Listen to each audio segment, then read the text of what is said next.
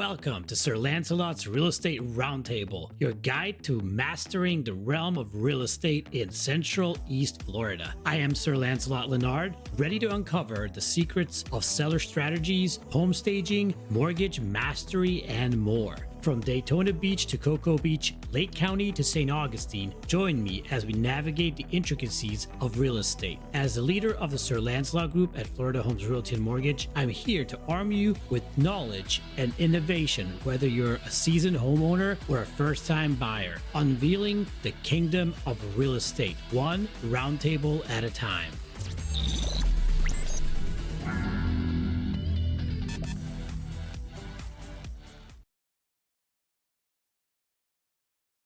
What if I told you that building a 95% referral-based real estate business wasn't luck? It was science. Today's guest has mastered it. With over 300 million in career sales, decades of entrepreneurial success, and a reputation for turning clients into lifelong advocates, Ron Platt is the definition of a real estate powerhouse. From leading the PLATTInum team at Keller Williams St. to coaching agents and pioneering innovations, family law solutions, Ron brings a unique blend of business acumen, heart, and strategy. If you're an agent, investor, or entrepreneur looking to unlock growth, even in today's uncertain economy, this is an episode you can't afford to miss. Ron, welcome to the podcast. Thank you, Lancelot. I appreciate this. Hey, Ron, you were once an insurance CEO before making the leap into real estate. Yep. What was that transition like? It was challenging. I was so high up in the insurance business that it got very political, and I didn't like playing the political game at that point because it's hard on. It's one thing when you have a competitor and you can put out a better product or come up with a cheaper rate or something like that. When it starts getting political, it gets muddied, and I didn't want to be in a muddy business anymore, which is funny because now I'm back in it. But I had a lot of residual income coming in because my business had some life insurance involved. I was in product development, so I had these niche products that people had come to us for to place, and those products were still working. So I had about 6 months worth of residual income coming in to support me and my partner at the time until real estate kicked off. And I remember and you might know who this person is, Nancy Dawson. Yeah. Nancy was our realtor, and I would watch her in the car. Of course, back then she had those big phones, and she'd have the phone in her ear, and she'd be driving to take us to our appointment, and she'd be like, just like working a deal. And I remember looking at her going, I could do that. If insurance doesn't work out, I'm going to do that. So, of course, I start transitioning, and I started interviewing with different companies, and I knew Susie Lawson, who was our broker. And I really wanted to get the training that I had missed when I got into insurance. And when I got into insurance, I had a job with Hartford Insurance Company. I was supposed to move to Hartford, Connecticut, do their underwriting program for 6 months. I had my whole life planned out. And then I went home to visit my family, and I went to see my dad at work. He owned his own company, and his vice president came over to me, took me to lunch, and said, I'm going back to Atlanta. I want you to have my job. And I'm like, no, I'm going to go to Hartford. I'm going to be a junior underwriter. I'm going to learn this from the bottom up. And she said, and you're going to make lots of money. And I said, that's all you have to tell a 22-year-old is you're going to make lots of money. And Hartford went out the door, and I became the new vice president, and I busted my ass, and I made a lot of money. So when it came time to go into real estate, I wanted to get that grassroots training. And Susie said, oh, just come with me. I'll give you all the training you need. And of course, there was no training with Eagle Realty at the time. But 3-4 months into it, they came to me and said, because of your business background, we want to take you to Vegas to check out Keller Williams. It's a new company. I think it has a good model for us. We want your opinion. And we all went, the 4 of us. And while we were there, we'd go to all the events and did everything. And at night we would meet. And that was the training. That was the systemized training that I was looking for, was what they were offering. We did franchise with them. They did not have the type of training that they do now, that we're talking about 21 years ago. They didn't have they didn't have Ignite. They didn't have a lot of the stuff that we had. But we pulled from Brian Buffini at the time, which is a coaching company. He had a program that we initiated for the new agents. And then, of course, easily Keller Williams eventually came in. And I learned from those things. But one of the most valuable things that I learned when I came into real estate, I was very cocky in the insurance business because I had made good money at a young age. And now I go into real estate and I have a business partner and she says, we need a coach. I'm like, I don't need a coach. I know everything there is to know about marketing. She's, yeah, that's nice. We're going to go to the seminar. I saw Brian Buffini get up on stage, and a couple of things to this day I still remember. He said, I came from Ireland with with $250 in my pocket. I proceeded to have a motorcycle accident, incurred $250,000 in medical debt. Welcome to America. And I'm hearing his story, and I realized this man has a $10 million home in La Jolla, California, and a highly successful coaching company. I should probably shut the hell up and listen to what he's telling me to do. And what he was telling me to do was work my business by referrals. And I had been doing that in the insurance business, but I didn't have it systemized. So he said, first, we want you to goal set under the 5 circles of life: financial, personal, business, spiritual. I always forget the other one. And I want you to take those goals and I want you to give it to somebody else, preferably your coach, and have them hold you accountable and track it. And I thought, all my goals are here in my head. I don't need somebody to, but when I did it, because he told me to, and that person started holding me accountable to it, I started accomplishing those goals. And then he said, we're going to talk about budgeting. We're going to talk about how to get more business from the people that you know and love, and that you'll never have to door knock. You'll never have to cold call, because if we do this right, your database is larger than what you think. I did everything he told me to do. And shortly after that, Gary Keller came to our market, not our market center, but our region. I was in the second row because I wanted to hear what the man had to say. And he said, you see this book? It's called The Millionaire Real Estate Agent Book. Everything you want to know about running a successful real estate business is in the book. Don't get creative. Don't think outside the box. Just read the book and then read it again, and follow it. And I thought, same thing. This man has a highly successful business. He's got a lot more money than I've ever made. I should shut up and listen to him. And I read the book. And in the book, it tells you, this is how you set up your team. This is when you hire your assistant. This is how you go about getting business. This is how you work your referral side and do a marketing campaign and everything else. So I was given all the tools I was looking for. And I was humble enough to say, I'm going to follow their lead because they are better and more successful than I have. And it worked. And the more it worked, the more I dived into it.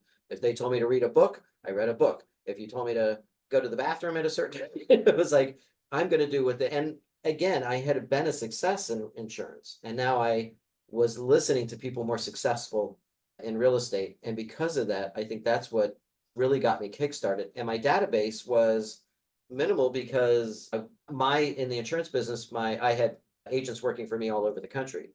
Now I'm localized. And when I sold my first house, I remember going, that was great. And then I thought, wait, I got to go out and sell another house. This isn't residual. Every deal is your last deal.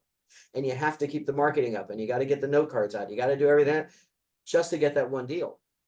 But then came the second deal. And then a lot of it was luck. My business partner and I it was funny because they called us Will and Grace. She had big, red, curly, beautiful hair, and she was a beautiful woman. And I was the gay one, and she was the straight one. And it worked. But we'd go on listing appointments, and they'd love us, and they'd hire us. And some of the things that came out of my mouth when I would go on listing appointments, because you're a new agent, just shocked me. Because I remember going on one listing appointment, and it was an acquaintance of mine, and he said, why should I go with you versus so-and-so? Why should I go with you that has no listings versus so-and-so that has 20 listings? And I said, that's a great question, but here's my answer. I've sold all my listings. They have an inventory of 20 listings they can't sell. So who would you rather go with? Somebody that actually sells their listings or has an inventory? And he went, ooh. And my business partner was like writing it down. I use that line too, by the way. Yeah. The other one I learned is when somebody said, how long have you been in the business? And I said, oh, let me tell you, sometimes it feels like a lifetime and other times it feels like it was just yesterday. And it literally was yesterday, but they never followed it up with a question. Yeah. So it was the personification that you are trained and that you are successful, and that you walked in not as a new agent, but you walked in knowing your stuff, knowing how to price something, knowing how to sell something. And the sales, I already had the sales background, so that wasn't hard. It was just getting to know the industry. And then slowly that person referred me to somebody else, and I did an open house every weekend, and that person walked in and offered me some. So that's how it built, and that's how it started. Hey, by the way, just a little background on me and Ron here. We're just chatting it up. By the way, I started at his company. That's where I started my real estate career, at Keller Williams Realty. I just told him this. I don't know any other Lancelots. I know one Lancelot. He said, I'm like, I think that you know me too, because I know you. And the one thing he was talking about, the Millionaire Real Estate Agent book, guys, when I joined Keller Williams Eagle Realty, guess what book waited for me on my desk that first day? The And it's Millionaire Real not a Estate total Agent loans book. book. And I It's still not. have it. It's right here behind me. Correct. And I was religiously reading those pages. I have notes in it. I have highlights in it and everything back from front to cover. It is an amazing book. And it does, even in today's world, I think it's still relevant and you Correct. could still use it. Yes, there's other That's really models helpful. out there, but it is super usable in today's market too, which is awesome. Ron, it's like he's my first boss, basically. How is the world so small, Ron? Think about it. That I started 11 years ago with you, and now I'm interviewing you on a podcast. And isn't that How amazing? it is. It's not such a big world. Yeah, it is. We're Floridians now. It's what it is. So you've been both a coach and a team leader. Yeah. How was coaching, or how did coaching, or how was coaching shaping your career and business mindset? As I said, I started with Brian Buffini and I've stuck with him ever since. We are in a business that we don't have any accountability. When you own your own business, you go home and your partner's there telling you to take the garbage can out, right? And to clean up the house or whatever, right? So you got somebody at home telling you what to do. But when you come to work, it's you. And when I had been in the insurance business, I owned 4 insurance agencies at one time, and I had a big team behind me, and I just knew what to do, but there was no systems. So now I get into real estate, and having that coach basically setting up my systems gave me it actually was a very calming effect, because you knew that if you got your note cards out every day, you were done. And if you called your database, you were done. And as long as you accomplish these things before 12 o'clock during the day, the rest of the day was used to either show homes or go out and play tennis or whatever it is that you're going to do to network. It it it made the difference in my life, because that coach also got me to start journaling my thoughts. I was never a journaler, but when he said, Brian said, I'm a very wealthy man, but my wife and I are giving a majority of our wealth away to charity. I have 6 kids, they'll be fine, but they have to go out and earn their own money. The one thing I'm going to leave them is my journals, because those are my thoughts, my challenges, my failures, my successes. And I thought, wow, what am I giving my kid? And through that process, even during the Great Recession, when I lost everything and I had to start from scratch, I journaled probably more then than I've ever done before, because that's what kept me going. Having the goal sets, even during the recession, about, I know I don't have anything, everything, the market stopped, but let me learn about short sales. Let me learn about foreclosures. Let me go meet with foreclosure specialists to see how they're doing and how I get these for my clients. Let me continue sending out my 5 note cards. Let me call my database, because we're all it wasn't just the real estate market, the entire country was in a recession. Let me call people and say, hey, I'm checking in to see how you're doing. I'm not looking to, I know, I just want to make sure you're okay. I had nothing, but what can I help you with? And making that extra step, so that when the market did pick back up during the recession, I went from making 250,000 a year to 40, but my expenses were at 500. Yeah. So literally, by the way, my coach, when they made me put my financials into their system, said, you're on a crash course. You're living above your means, and we've got to change that. And while we were changing it, the recession hit. So that happened very quickly. I had to change it. But first year I made 40,000. Second year I made 60,000. Then I made 100,000. And then as the market picked up, I started doing better and better. And I had to move out of my office, out of the Keller Williams office, and into my condo and into my apartment and work from there, which I don't like doing. But all I did was put on these blinders and just kept doing the note cards, calling my customers and going to their house and checking in on them and bringing them a cake or something to their businesses and whatever I needed to do, so that when that recession started to slow down and things began to pick up, that business began to pour in. So that's the difference between having a coach and not having a coach. So when I coach my agents, I'm very adamant about, and I tell them this up front, before we start coaching, you have to understand we're going to have homework assignments. And I'm going to give you things, I'm going to challenge you. If you're not up for the challenge, or I don't see you making the efforts, or you don't show up on time for our coaching calls or our meetings, or one-on-one meetings, we're not going to work out. And that usually means you're not going to succeed in real estate, because this is not, you're not getting a paycheck every 2 weeks. And if you're not doing the work that I'm telling you to do, you're just not going to succeed. And I've had many people come and go, and I've had those that have stayed. And the ones that have stayed are the success ones that have gone out to open up their own teams. The ones that have gone, I've gotten to them to a point to realize that they needed to leave. Yeah. And that's the difference. It's huge. So why is accountability so important in our industry? Because if you don't have somebody as an accountability partner, whether it's a coach or an accountability partner or a business partner, you're going to fall behind unless you are highly systemized or unless you are highly focused, which I found that 90% of the realtors are not highly focused. Exactly. Oh, look, a new app. Oh, Yeah. look, I need to fix my website so it's perfect. And that way I'll get all those leads on my website, which isn't going to do shit for you, right? Another cocktail Said, party. somebody said, what's your website look like? I said, I looked at my assistant. I'm like, well, what does our site look like? I don't know. I haven't seen it in years. Is it even working? Because nobody comes to me to say, what does your website look like? They all come to me to sell their houses. So having somebody making sure that you're doing what you're supposed to be doing, for me, works. For some people, they're just not coachable. They don't want to have somebody hold them accountable. And sometimes that works. A majority of the people, you've got your 10% that don't need a coach. They're self-motivated. You got your other 10% that are going to refuse coaching and refuse it, and then they get out. And then you've got a majority of the people like you and I who need to have that accountability to make sure that I always knew that an hour or two before my coach called me, I was like, oh, have I done it? Did I upload my business into the website? Did I do my, oh yeah, I did it. Okay, good. I'm good. Okay. Or if I hadn't, I made sure to finish it real quick before they called so that I knew that I'd be able to say to him, yeah, I did everything I was supposed to do. And then you see the results of it and you're like, oh, it really does work. That's what coaching does. Exactly. It It's gets you so hard results. I come from an Eastern European background, and we're either self-motivated or driven by orders, as they say back there. So my wife is also Eastern European. She's Russian. Oh my. Yeah, yeah. So it was hard because I did Tony Robbins University and all that stuff. And she's like, you're spending all this money on this. This is Rob. I'm like, babe, it's helping me. Look at the numbers I'm producing. The year I did Tony Robbins Business Mastery was it was already going down. The market was already going down, 2023. And because 2022 was like an amazing year. And I was like, I'm burnt out. I need something to help me get back on track. And that was Tony Robbins. So I did Tony Robbins Business Mastery. I started with their hardest program in person, in studio, Tony 2-3 feet from me. I'm just like breathing in because he's the one that made my life change. Money mastered the game, all that stuff that got me into real estate in the first place.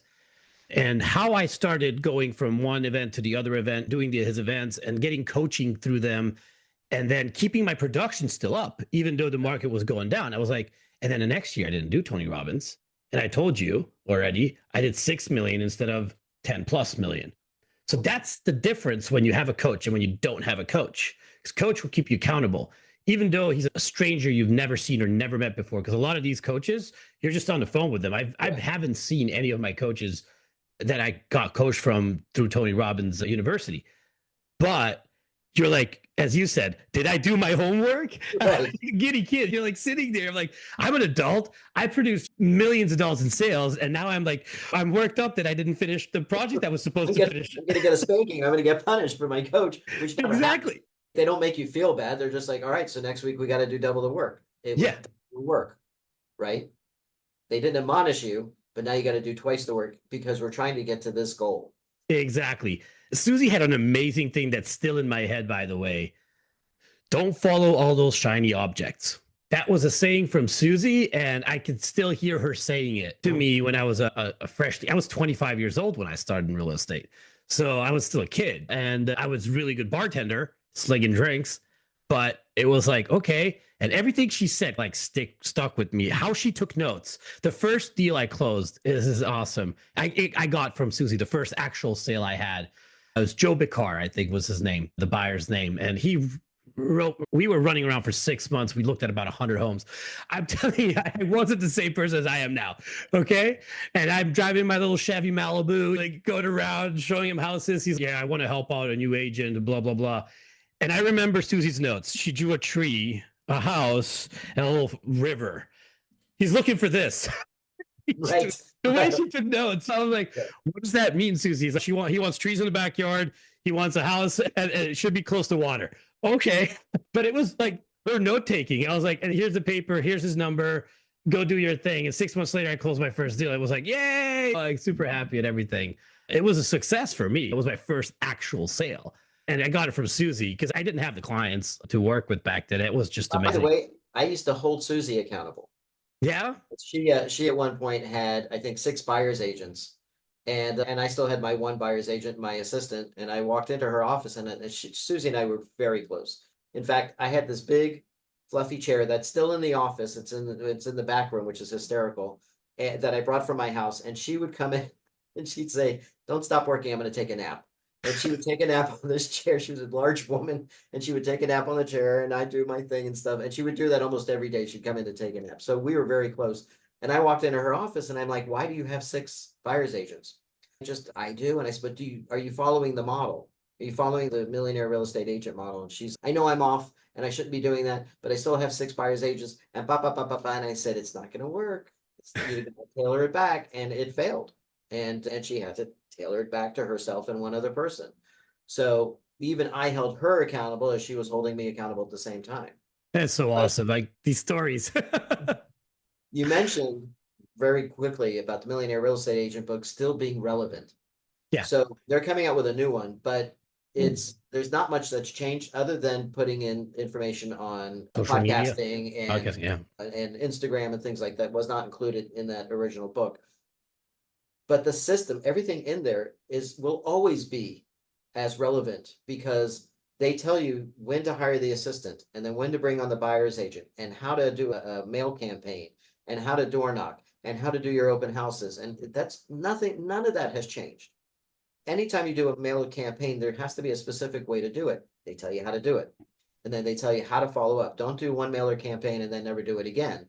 You've got to do, I think it's called a 12 by 12. You do one postcard every week for 12 weeks. It can be a different postcard each week. And then by the 13th week, you'll have your first listing. And it works. So as much as we get a lot of, as you said, shiny objects coming into the industry that everybody thinks is going to be the next best thing, it's not. It's a distraction. And the book is not just for Keller Williams agents. I've taught that book when I was out of KW for 2 years while I helped another brokerage get back on his feet. It was a pretty famous guy in Miami. Had during the recession, he ran away and left his business, and he brought me in to go ahead and build it back up. And I was teaching the millionaire real estate agent in the office to about 25 agents once a week. And he walks in and says, "None of this is relevant." And I asked him to leave. That was the owner of the company because they were all doing it. We were all following it and they were all succeeding. So for the boss to come in and say it doesn't work, I had to go do a side comment to him saying, "Have you read it?" He goes, "You're trying to Kellerize us." I said, "Have you read the book?" He said, "No." I Yeah. said, "It teaches you everything. It has nothing to do with Keller Williams other than the guy's name on the book, Gary Keller. It is as relevant today as it will always be. And as you said, the shiny objects are not necessarily the best and newest." I don't know if you heard, I saw this meme the other day, real estate meme. It was really funny. It was 2 guys sitting at a desk and they're real estate agents and they're like getting leads and getting leads. I was like, "You know how you make money in real estate? How do you make money in real estate? You sell leads to the agents." You sell these to the agents. You You don't work them, you just sell them. don't work them. You just sell the leads to the agents. And I was like, God, they're not on there sometimes because you're doing all the heavy lifting because you're actually doing the sales. These guys are doing like a blast marketing like Zillow does or whatever. They collect a ton of leads and then they sell it off to you for here's $50 or 30% referral fee or whatever. And you're like, okay, I'll work the lead. And then you actually get all the heavy lifting because what they did is just they got somebody signed up on Facebook or whatever, and then they sold that lead for 30% referral fee. They don't care if that lead works out or not because they have thousands of those. If 10% of that works out, they're really rich. Correct. And the agents they give it to, they're the ones like, "Oh my God, these leads horrible." Like they're not capable of buying. They have a 400 credit score and 7 bankruptcies. Like they're trying to buy a house with a mortgage. This is not going to work out. I thought it was just funny that we're talking about shiny objects. And yeah, that's your shiny object right there. So tell me, Ron, what's one routine or system you'd never give up? No cards. No cards? The 5 no cards a week, which I usually do more. The birthday cards. that personal touch. And it's not, I know you can order them online and it does it for you and it has your signature on it. I don't like that either, because when I send out a note card to my clients, they keep them. I walk into their homes and see them on their refrigerator. I walk into their offices and see them on the board in their desk, because I always, if it's in my birthday cards, every month I look either on Facebook to make sure I haven't missed anybody, and then I already have them in my calendar, and the cards go out, and people text me going, every year, Mr. Platt, you do great. Every year, thank you so much. And then I'll pick up the phone and I'll sing them a happy birthday song if they're a really good client of mine. And they love that. They eat that stuff up. And the cards are saying, hey, I haven't spoken to you in a while. Just wanted to check in, make sure everybody was okay. If you need anything, please let me know. And my business card is in there. Brian mentions that he had, when he was in production, he had a great day. And he said he had 3 closings and he had picked up 2 buyers, and it was 7 o'clock at night, and he wanted to get home to his wife and kids. And he's sitting at the threshold in the office and he thinks, shit, I didn't send out my note cards today. And he's going, I could do it tomorrow. He said, but you didn't send it, not today. And he said, but I can do two more tomorrow. And he's like, oh, you got to, and he said, I have to stop and realize that day, those 3 closings and 2 new buyers came from those note cards. Let me go back in. My day's not done until those are done. And he says, and then I got those done and I went home to my wife, because no matter how the busier you get, the less you veer from doing the marketing that you need. And then one day you realize, because you're not doing the marketing, the business stopped. So he had a great day. He still needed to do the marketing. So for me, I send out great email newsletters to just updating them on what's going on with the interest rate, why the federal government is saying we did a discount. Great. So everybody should be happy. But it's not really based off of what the federal government's saying is the interest rate. It's based more off the bond market. Here's why. My customers love that type of information because I'm humorous in it, but I'm also really trying to be apolitical so that I don't one side or the other. I'm just giving them the facts as an economics major. I'm telling them what the economy of it is. And then they get a follow-up note card. And that has been probably one of the more consistent things I've done, even as I'm transitioning somewhat away from real estate and into this association that I've opened up. I still have a whole set of note cards for that association as well, for vendors that I'm meeting or people that have taken the time out to have coffee with me to talk about business and things of that nature. And it's huge. It's huge, and it will always be huge. The second thing is that when you get a referral, is that you don't wait for that referral to pan out. Whoever sent you the referral, you send them a note card with a Starbucks card saying, I really appreciate the referral you sent me. Here's a small little token of my appreciation. Have some coffee on me. And it's usually a $10. It used to be a Blockbuster card when they were around, right? Go rent the video. Now it's a Starbucks card. And somebody said, what if they're very wealthy? The wealthiest people I know still like free stuff. Oh, so yeah. If you send them a $10 Starbucks card and a thank you note, thank you for sending John over to me. I really appreciate you supporting my business. Let me buy you a cup of coffee. They love that stuff because nobody else is doing it. When was the last time you sent a friend a referral? I have a friend of mine owns a travel agency. I've sent him a ton of people. Never gotten anything for it. Oh, no. Same from the lenders most of the time. Oh, lenders are horrible at it. Yeah. Horrible. Like, oh, it's illegal. What's illegal? To invite me for dinner? Is that illegal? Right. Come on, man. I called my lender, who I've been working with for years and given him a ton of business. I said, I'm getting married and I have a registry. You might want to maybe add a little something to the registry. And he's, oh yeah, of course I will. Never happened. Oh my God. That's horrible. I keep sending my deals to you though. Right, because he's do a good job. Everybody loves him and speaks highly. I need him to run to work my business.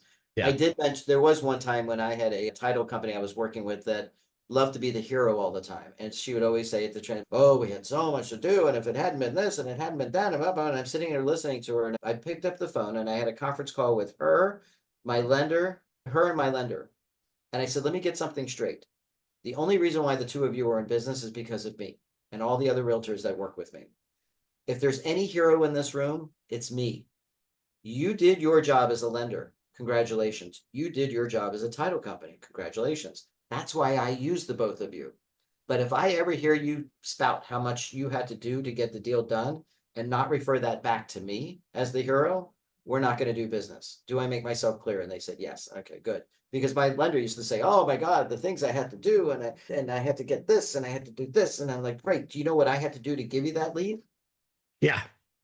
Do you know how much money I had to spend? How many homes I had to show? How many times I had to reach out to that person? Yeah, you got your stuff done and you got your stuff done, but it all started with me. Exactly. And that's a lot of people don't understand that. Yeah, that's true. And I've I, never gotten a thank you note. yeah, or my registry. I still have this one thing on my registry that's waiting for you to buy it to me. Correct, exactly. And it has your name on it. And yes, it's the most expensive item on the list, but anyhow. The point is that it makes people feel good. And I don't care what industry you're in. I've shared the note card thing with other people that are in other industries, and they've tried it and they said it works great. I'm like, I know it works great.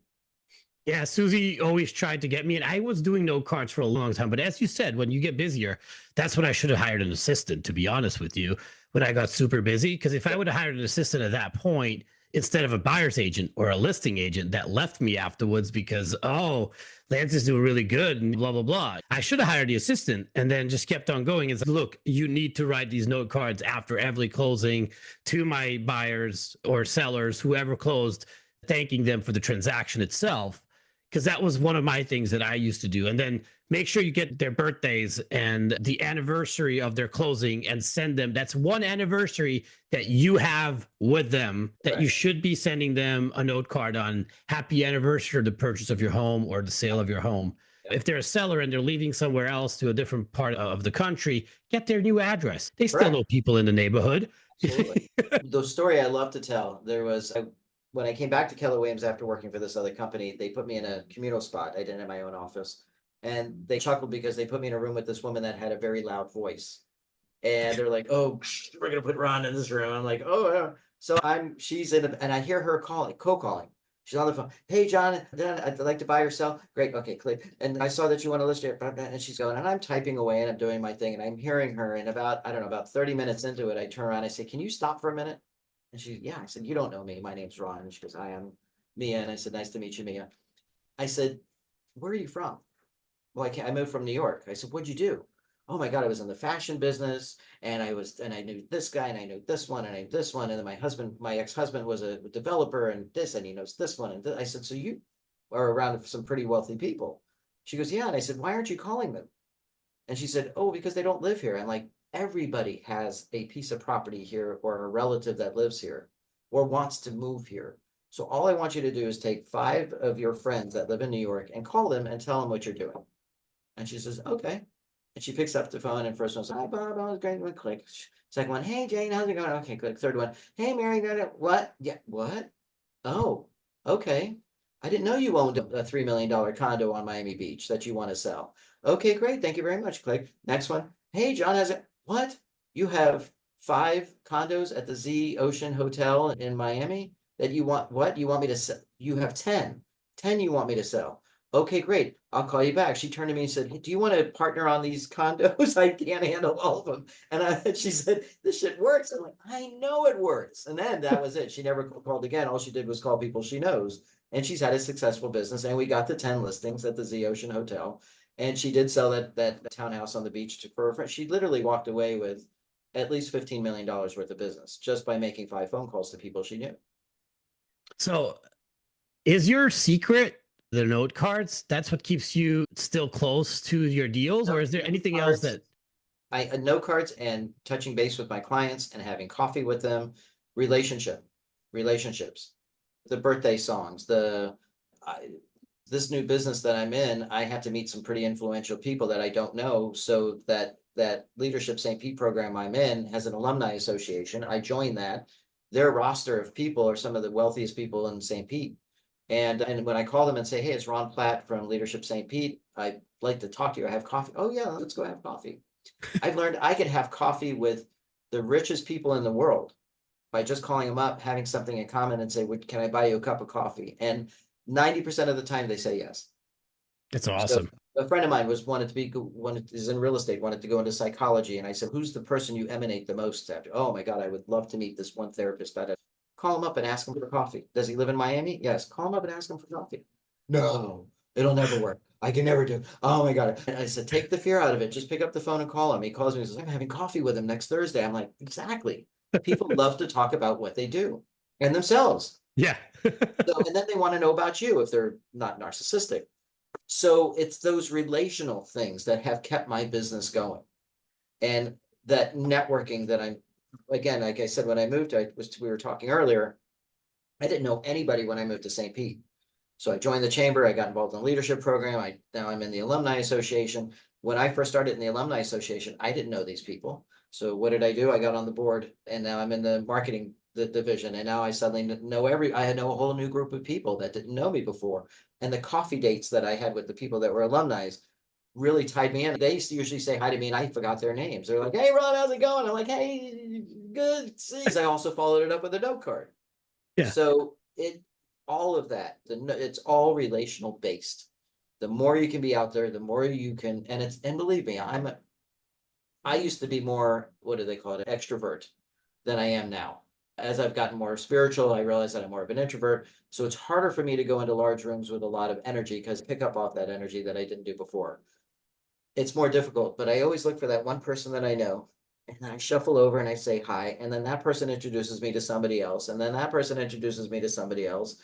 And that's how it starts. Got you. Hard walking into work. And that's what I would coach my people on that had all anxiety. Find that one person in the room that you go hang out with them and watch what happens.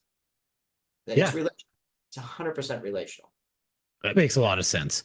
Yeah. How do you turn one happy client into 5 future transactions?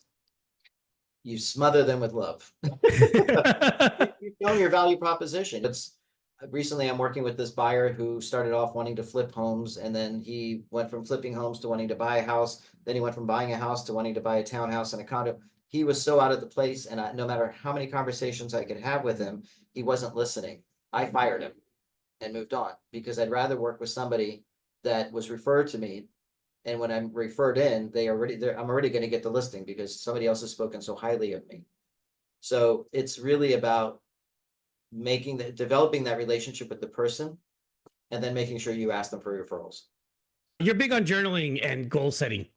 How did those practices translate into real results? That's a great question. The journaling. So we go through a lot of stuff in our lifetime, especially now with the market the way it is. It's getting tighter, it's getting harder. You begin to panic about your finances, you begin to doubt your abilities as a realtor, as a marketing person. The drunken monkey comes off your shoulder and it starts telling you that you need to get out of the business. So being able to take that and put it on paper. Some people say I like to type it. The mechanism of using your fingers to be able to think that fast doesn't allow your brain to slow down. And by taking a journal and using your hand to write it, it slows your brain down enough to process as you're writing. I love to tell people that I met my husband because I journaled, and I journaled what it was that I wanted my next partner while I was transitioning out of my old relationship. I knew what I didn't like. I needed to figure out what I wanted. And part of that was being able to sit down and put the attributes of what I wanted in my new partner.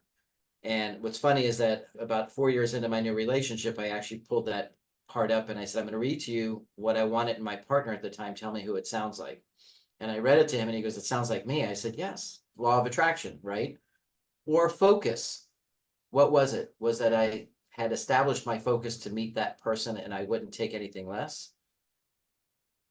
The things I journal about now, I mean, I'm starting a whole new business and that nobody else is doing. So I have an association called the National Association for Single and Divorced Families.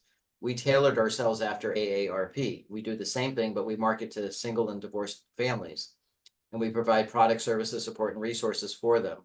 We also have an insurance product that nobody has that guarantees child support and alimony payments. It's a good thing and a bad thing. So it's good because I have the only product on the market that nobody else has. It's a bad thing because I have the only product on the market that nobody else has. So you have to teach people what it's about and get the momentum going. There are a lot of days when I sit back going, I don't think this is going to work. Or I start doubting myself because it's not moving at the pace that I want. And I'm able to pour that into my journals, saying my fears, my challenges, and realize, okay, it's not that bad. You're creating something that nobody else has done that everybody needs, and you need to be able to work on that. And that has put me during the big recession when I lost everything. I was journaling everything, like I have nothing, and working through the process and motivating myself, I think is huge. And I think I think people don't do it because they're either lazy or they have fear around it.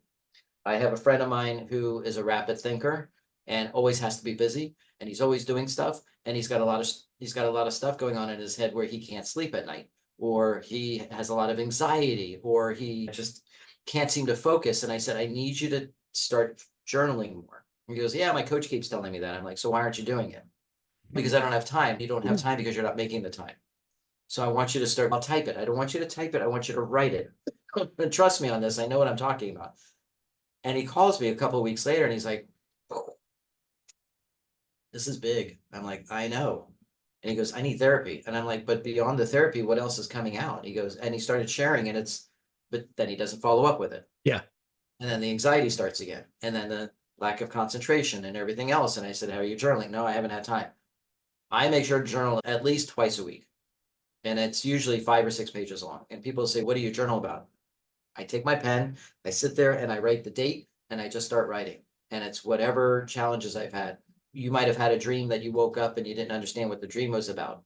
So when I've journaled those dreams, the messages were very clear what they are because I'm allowed to process it. So that I think is one of the biggest factors that has helped me through my life and that has gotten me to where I am, is being able to take me out of that dark side, that drunken monkey off my shoulder, put it in writing and work through it. That is incredible because I started journaling and I don't keep up with it, even though that my phone asks me every night to do a journal entry. Right. And I recently realized that I have so many ideas. I'm a CEO. Like I am one of those guys that create and I love creating and I have a passion for it. I'm really good at it. I have a lot of ideas that go through my head and I've lost so many because I didn't write it down. Yep. And I recently started thinking about that is now that I'm getting to a different stage in my life. I'm 37 now. I'm not a 25-year-old anymore. I'm like, and I wrote a book too. And I'm like, if I would have journaled everything throughout my career so far, I would have another book to write already and give back to the people the journey itself. Because everybody wants the bag that you carry at the end of the journey, but nobody wants how you got along the way. The challenges along the way. So it's easy to see where I am now, but they don't know what I went through to get here. So I could write a book as like, by the way, here's the book. This is how I got here. And it wasn't easy. There's a lot of, I started writing a book, same kind of similar concept. And that had to do with my journaling too, about just transactions and how you deal with people and how they deal with you and what your feelings are too. Because most of the time in a transaction, nobody cares about the real estate agent's feelings. Like we are the punching bag. Right. Oh, you didn't know that the roof was old? I'm like, I am the buyer's agent. Right. How should I know that? And there's a hole in a pipe behind a wall. You didn't know that? I'm like, no, I didn't. Stuff like that. And then just how they talk to us and how we portray that and start writing a book on that, basically like those experiences of transactions. And I think it's a great idea to write a book on that because there's so many, don't use the real name, use fictional names, but this is what we go through. And it came to me more when people were like, last year when the new law came to place that we have to have, it's like, how do you show your value? Here you go, buddy. I wrote a book on it. This is my value. I'm more a psychologist than I am a real estate agent. Because most of the time you guys want to jump off the ledge. Almost in every transaction, there's an issue. Here's something else that's interesting is that when you go back and read them, yeah, and you realize how much you've come from that place you were at. I've been doing it for 15 years. I probably have, and I keep all the journals by my bedside in case there's ever a fire. That's the first thing I grab. And the dog. But the journal is first. Yeah. But I probably have 15 books. And when I go back to some of the ones, especially the older ones, you're like, wow, I really come a long way. Like I was really innocent back then, or I really had a lot of challenges that I've been able to overcome. You know, have you ever had the question, what would you say to your 5-year-old self now?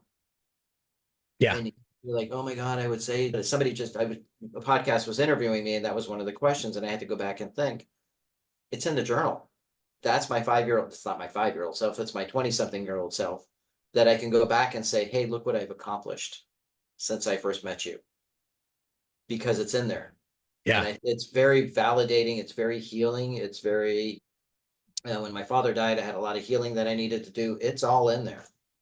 So I don't know why more people don't do it. I definitely should. It's not an excuse. It is. It's exactly. Because when you know that you sit down at 9 p.m. and you watch an hour or 2 hours of Netflix, you could actually sit down for 10 minutes and put a journal entry in. You could do that. And instead of that, you choose the lazy way out and do what 95% of Americans do, turn the TV on. This is my shut off time, when it would be an amazing wind down 30 minutes before you go to sleep to turn all the screens off and just take notes on a piece of paper and write something down of what happened that day. So No? I meditate every day. Yeah. And one of the meditations messages I got 2 days ago was, you think you don't have a win in every day, but there is.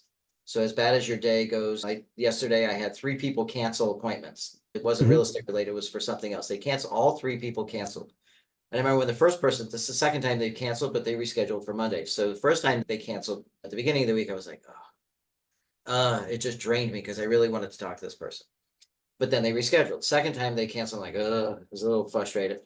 But then the thought came, there's a win. This is not the win that's the win for the day. There's another win coming. And then that secretary emailed me back and said, can we do it Monday? I promise he won't cancel this time. That's a win. 2 other people canceled. That's okay. At the end of the day, I had my third conference call, and that was spectacular. There's all this great stuff that's coming. And I was like, there's my second win for the day. And I think that message to me through the meditation and through the journaling was, we have a win every day, no matter how bad the day is. And if everything was crappy during the day, you go home to somebody who loves you and that's there for you, and that has a dinner on then you're sharing a meal with them, and that you're going to bed with that person, and you've got your health. That might be the win. If you've had one of those horrible days, I got out of bed today and I went to work. I won the day. There's a really good analogy for that. Is that would you be, what was it? Would you be really mad for $5? Let's say you lose $5 or something like that. I know you probably heard this. And then $5 equates to 5 minutes of the day. Right. So I don't know how many minutes are in the day, but that's how many dollars you have in a day. Right. But something comes up in 5 minutes, and you get really mad, and you get mad about it all day long for that 5 minute thing.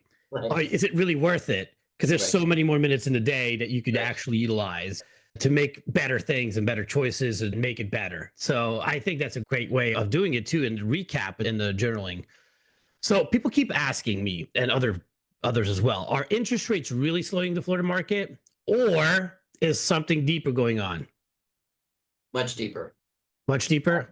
Real estate. Okay. I'm an economics major, so I look at different factors than what most people look at. Most people think if the interest rates come down, the market will be great. Everybody will be out buying again. When real estate slows down, the entire economy is slowing down. When we're at a point where we're at now, technically our economy should be in a recession.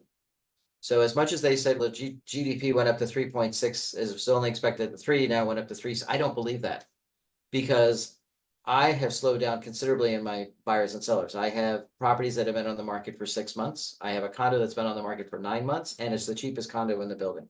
And it's nice. It's not like this is the crappiest redo in the building. This is a nice unit.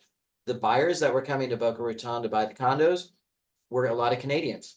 Politically, they don't want to come down anymore. We've made Florida look bad to a lot of different people. We're not looking good in the immigration department. We're not looking good in the insurance department. Our insurance is more expensive than ever. Our taxes, not so bad, but we're losing jobs left and right, and it's not being reported. But when we slow down, that means that we're not buying furniture, we're not buying roofs, we're not getting the house painted, we got to fire the maid because we can't afford it. It's all this stuff that happens when the housing market slows down. It has this trickle down effect. We've been at about a 6.5, somewhere between 6 and 7% for how long now? 2 years, maybe 3. Mhm. That's not changing. That's the new norm. That's what we need to go out and start teaching people is, okay, it might come down to 5.5. It might come down to 5%. You're not going to get a 2.5% rate again. God forbid we have a 2.5%, because that usually means the economy is in the crapper. What you're going to do is you're going to keep raising it when the market is super hot and it's overflowing, right? You want to slow it down. You're going to increase the interest rates. When the market begins to lag, you're going to start dropping the interest rates to stimulate the economy. So if we have a 2.5% interest rate, we're not doing well. 5 or 6 is a good economy. When I bought my first house back in the 80s, I paid 9 3/4, and that was a good rate. So 2% was an unusual rate that has never happened in our history of buying and selling homes since the 1900s. So I think we need to share that with our buyers and sellers. 5.5%, 6% is a good rate. Let's start getting the mindset around that. But there's more going on with the economy that's offsetting the housing market. And it's not just Florida, it's other markets as well. There's some markets that are doing really good across the country. We're not. And I don't mean to be the bearer of bad news. It's just a lot of things that have taken place politically, things that have taken place from natural disasters that have made people not want to move here. And our market is based on a lot of tourists. Our market is based on a lot of investment properties. A lot of the big institutional investors have decided not to come to Florida this year. A lot of them have decided not to increase their portfolios. They've decided to keep it where it's at. You have an extensive amount of building going on in South Florida, that there's a new condo project going up every day. Where are the people that are buying these things? And who has this kind of money? Even here in St. Pete, where the average income is $40,000, it's hard to get a high paying job here in St. Pete. I'm looking at my office building. We've got 400 Central going up where the average price is $1.1 million. And that's the tallest building on the West Coast at 48 floors right now. We've got on the other side of my building, another project that's 43 stories, starts at $1.1 million. And then they're building the Waldorf Astoria, which is going to be the tallest building on the West Coast at 50 floors. Where's this money coming from? It's got to be coming from out of state, because people here don't have that kind of money. Well, a majority of the people here in Florida don't have that kind of money. And when the economy starts to turn, even those buyers begin to sit back and say, I'm going to wait.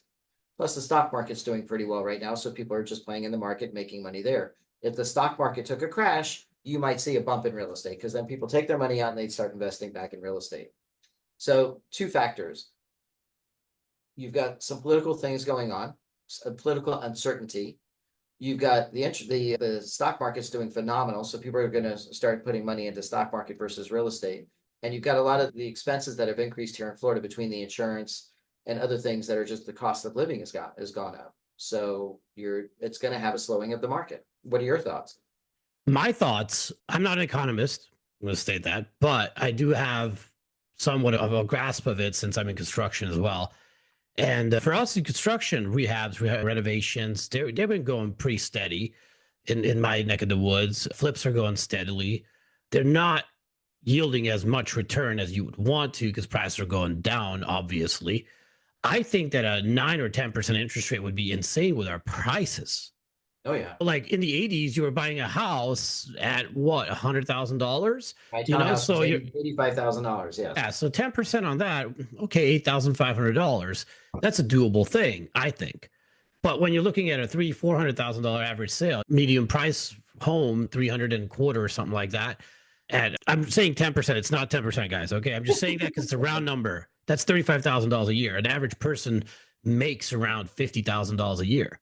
A family of 2 probably make $100,000 a year. For them to be able to afford a house, they have to make $140,000 now. That's a lot of money. That's a lot of money from when I came to the States 10 years ago. Like 10 years ago, $100,000 was like, wow, you're like killing it. Like really good money. Now it's like, that's how much you have to make to buy a house in a year. And that's 2 people. Let's say 75 ahead. So that's a lot of money, I think. I think that we have buyers on the sidelines, quite a few of them. You're With right their 2% that we should mortgages. educate them that, hey, 5.5, 6 is a good rate. Yeah. Come into market now. Well, you could still negotiate, because 6 months, 12 months from now, when the rates actually get down to 5 and stabilize, and we have a new president, of course, this year. That's always a mess. Every time we have a new president, doesn't matter if it's right or left. That's always like uncertainty. And when there's uncertainty, there's no people buying, because it causes that. It's just an effect. And I've seen that because I've been to 2 elections since I've been a real estate agent. So I've seen that a few times already. And when that happens, uncertainty, people start panicking. Is like, hey, why is my house sitting 6, 7, 8 months on the market? Because there's number 1, uncertainty because of politics. And there's number 2, there's high interest rates. So we have people sitting on the sidelines waiting for or they can't sell because they're like, they wanted this price because 1 year ago, an agent told them that her house is worth 450 and today it's worth 399. Because what happened with the interest rates, it's 2.5% or 3% interest rate compared to 7% interest rate. You're looking at buyers' affordability. My mortgage I paid $330,000 for my house in 2021, and I got a 3% interest rate on it. My mortgage payments are $1,600 a month. That's nothing. Right now, the same house is selling for $450. And think about a 6% interest, double the interest rate almost. So you're paying $3,200 for the same house a month. It's pricing a bunch of people out, especially Floridians, because we don't really have amazing high earning jobs. Correct. We're not New York City or LA. We're like, we have our average person in the state of Florida probably makes $30,000 a year or 35 maybe. So even our firemen don't make more than 40, 45. And that's your middle class family, supposed to be your middle class family, but they're pushed down because of the economy. And those are your real buyers, your local guys, your firemen, your policemen, your EMTs, your teachers, your everyday shop owners, your first responders. First responders. Yeah, those are your everyday buyers. Those are the guys that you're working with. They have a stable job. They have a steady W-2 income. They have decent credit score most of the time because they have to, because of their station. You can work with those people all the time. But when they get priced out and their family's growing and they need a bigger house and they can't afford it anymore, what are they going to do? They either move in with mom and dad into a big house or go in together or stay in the house and try to make it work. That's what I see in my eyes. So I think as the interest rates come down, affordability goes up, we might see the prices are coming down too of the homes, but there's going to be that tilt where the buyers start coming back, the prices are going to start going up. And that's when the new law that came in last year about buyers having to pay their own agents is going to come into real play. Because when we shift from a buyer's market to a seller's market again, imagine all the sellers going to be like, why do I have to pay a buyer's agent? I don't. Have them pay their own agents. So now you're tacking up to their $15,000 or $20,000 or $30,000 expense, another $10,000. So now they have to save for another year or a year and a half to be able to buy. So that's going to be an effect, I think, as well. These are my thoughts. I don't know if you agree with it or not as an economist, but I see these things. I think our market is still resilient. I still think we have influx of people. And I think that Ron DeSantis is on the right track about the taxes on housing, I think, because to be honest with you, I come from a country where there's no tax on your home. Okay. Which means that if I buy my home, I own my home and I can die there if I'm old and my kids can inherit it. And it's going to be their house and nobody can take it away from us. So what taxes are you paying? There's a lot more other taxes, personal property. There's taxes on food. We have Hungary's one of the highest tax countries in the world, 55%. So it's hard to. The only way to make up that property tax is by increasing our sales tax. Yes, this is the thing that I think about that. Okay. And I would agree to that because we still don't have tax on your food, your water, your groceries that you need to go buy, which is good because that's what you really need to live off. In Hungary, there's a 27% tax on that. Just so you know, there's a 27% tax on your groceries. Here, you don't have tax on groceries, which is amazing because you can still buy food. You don't have to pay taxes on it. You don't have to pay taxes on your house, let's say. So as an elderly with a fixed income, it will be much more survivable. And I think if that happens, we'll have an influx of retirees again into Florida to come and peacefully retire in Florida because they'll be like, there's no state tax. There's no tax on my home. That tax has to come from somewhere. Yes. So if we bump that with a percent. If you increase the sales tax, what you're doing is you're overburdening the lower and middle income families who are now paying much more money, whether they own a home or not, right? That they're suddenly paying for people that are not paying their property taxes is that they're having to pay for it now. And it puts sales taxes have the notoriety of burdening the lower to middle income families. I am not saying remove the taxes on all property. I'm saying remove it on your primary residence. How many houses did you sell in your large career that wasn't the first home? Get what I'm saying? No, even if your primary residence that is homesteaded, it shouldn't have a tax on it. You move, you rent that house out, tax goes back up. You have to pay tax on it if it's an income producing property. I think that's fair. Any commercial property should have tax on it. So we still have tax coming in from that. So we don't have to bump it up that much. I think it would be 0.5% or 1% should do enough raise. These are my calculations. I did it because I was interested in it. I'm not an economist, but I'm interested in that stuff. Right. And we have so many tourists coming here that actually pay those taxes on everything because they don't dine out. They don't buy their groceries and cook at home or anything like that. So we have 2-3 million people coming to Orlando every year to They're Disney. Already paying a visitor tax. Yeah. Which is around 7%. So you go to Disney World, even though you're a resident, you're still paying a visitor tax. Yeah. So it has its repercussions, but we can agree to disagree, right? Yeah.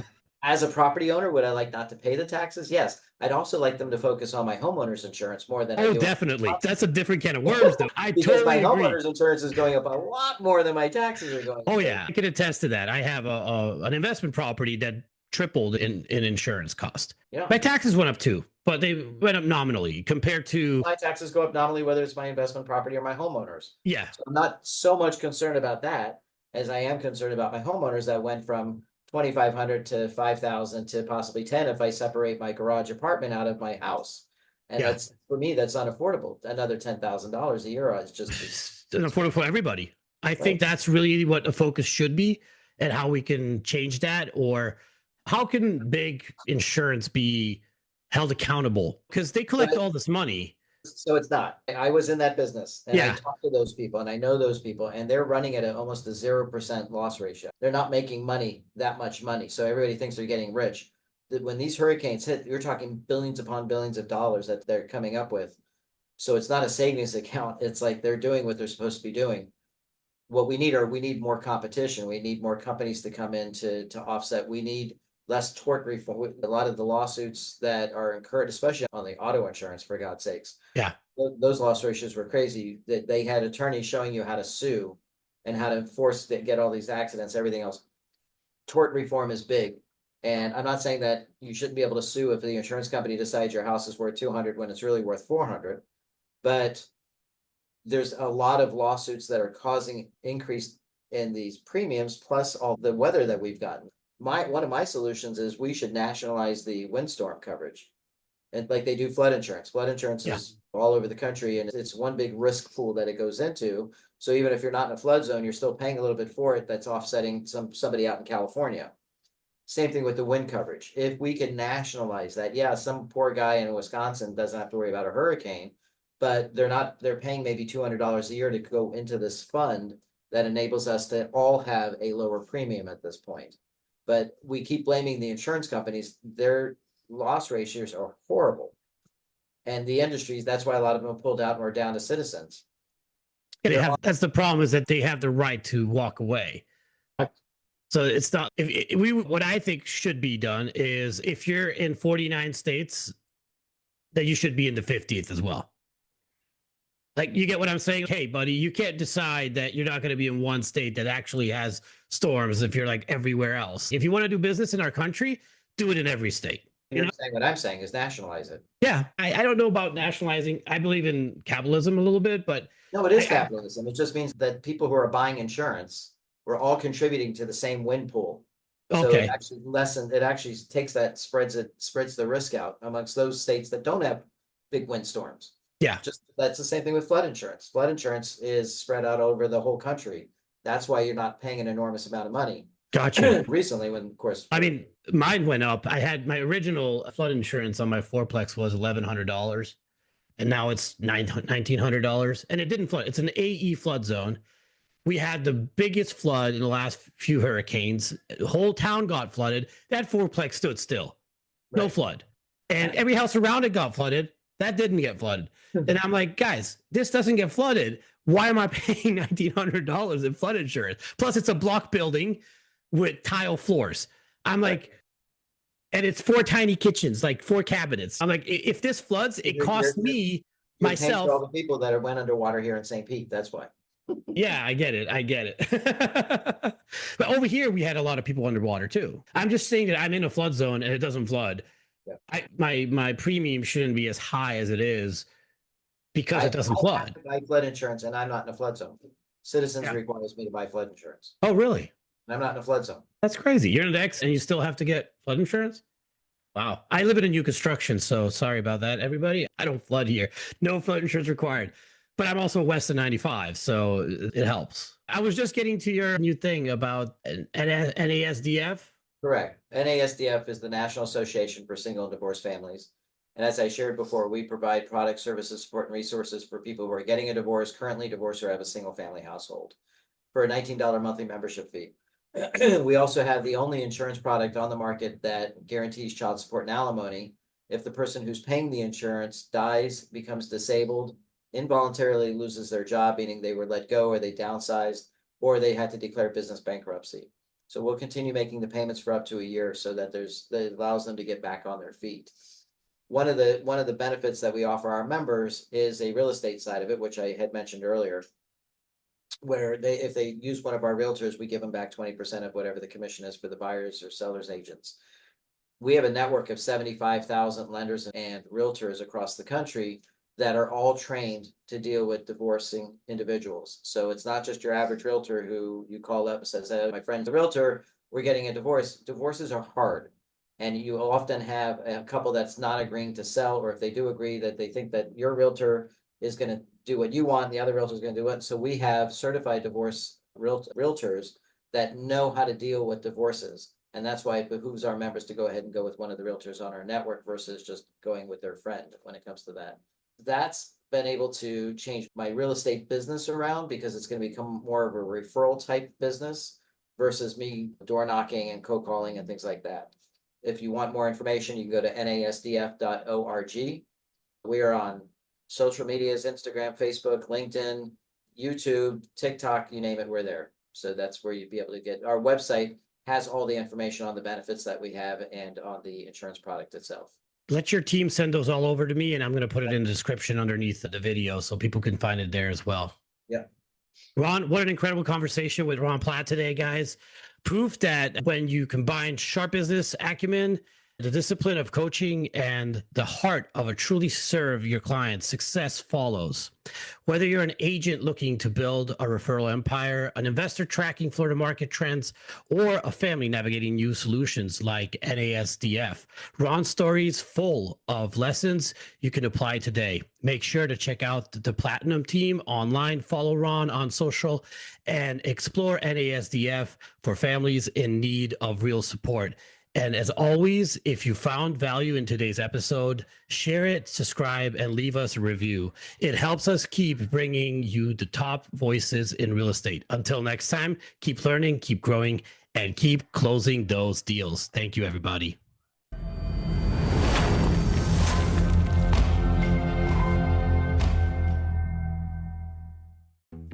Thank you for joining us on Sir Lancelot's Real Estate Roundtable, where we've unveiled the mysteries of real estate together.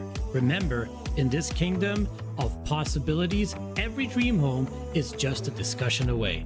I can help your real estate dreams come true. Just call me at 786-449-7518.